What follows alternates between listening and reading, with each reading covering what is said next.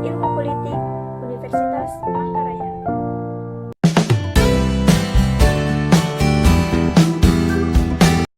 Oke, pada video ini saya akan menjelaskan mengenai pengertian, ciri-ciri, serta syarat-syarat pada kalimat efektif. Adapun pengertian dari kalimat efektif itu sendiri ialah kalimat yang memiliki kemampuan untuk menimbulkan kembali gagasan-gagasan pada pikiran pendengar atau pembaca seperti gagasan yang ada pada pikiran pembicara atau penulis. Kalimat efektif adalah kalimat yang disusun berdasarkan kaidah-kaidah yang berlaku, seperti unsur-unsur yang penting harus dimiliki setiap kalimat atau subjek dan predikat, memperhatikan ejaan yang disempurnakan, serta cara memilih kata atau diksi yang tepat dalam sebuah kalimat. Kalimat yang memenuhi kaidah-kaidah tersebut jelas akan mudah dipahami oleh pembaca dan pendengar. Adapun menurut pakar bahasa almarhum J.S. Badudu ialah kalimat efektif adalah kalimat yang baik karena apa yang dipikirkan atau dirasakan oleh si pembaca atau si penulis dalam sebuah tulis dapat diterima dan dipahami oleh pendengar atau pembaca dalam bahasa tulis. Sama benar dengan dimana kita berjumpa. Apa yang dipikirkan atau dirasakan oleh si penutur atau si penulis. Selanjutnya, ciri-ciri dari kalimat efektif itu sendiri ialah: pertama, memiliki unsur penting ya atau pokok. Kedua, taat terhadap tata aturan atau ejaan yang berlaku. Tiga, menggunakan diksi yang tepat. 4. Menggunakan kesepadanan. 5. Menggunakan kesejajaran. 6. Melakukan penekanan ide pokok. 7. Mengacu pada kehematan pengguna. Dan 8. Menggunakan variasi struktur kalimat. Adapun syarat-syarat dari kalimat efektif itu sendiri yaitu: pertama, kelogisan. Unsur dari kelogisan ini yaitu memiliki pasif dan aktif harus jelas. Subjek atau keterangan juga harus jelas.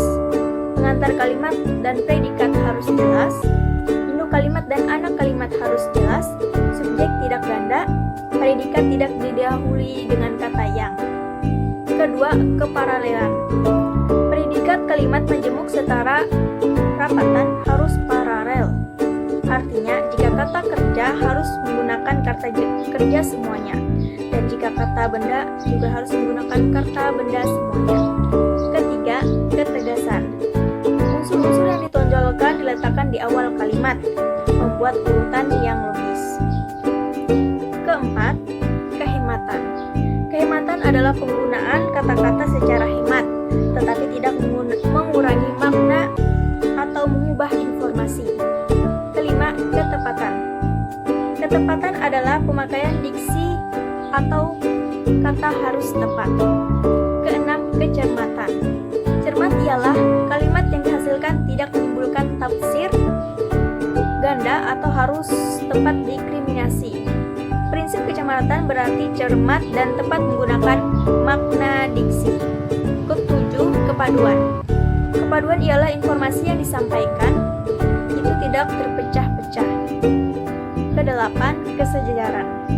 Kesejajaran adalah penggunaan bentuk-bentuk yang sama pada kata-kata yang paralel agar kalimat rapi dan bermakna sama.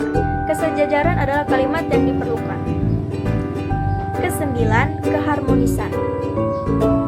Keharmonisan kalimat artinya setiap kalimat yang kita buat harus harmonis antara pola berpikir dan struktur bahasa.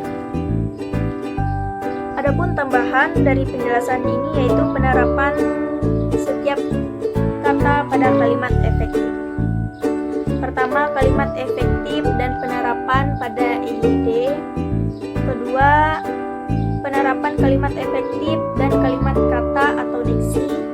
Ketiga, penerapan kalimat efektif dan kesepadanan serta kesatuan. Keempat, penerapan kalimat efektif dan kesejajaran bentuk.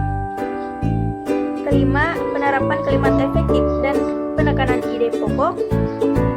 Keenam, penerapan kalimat efektif dan penghematan kata. Dan terakhir, penerapan kalimat kalimat efektif dan variasi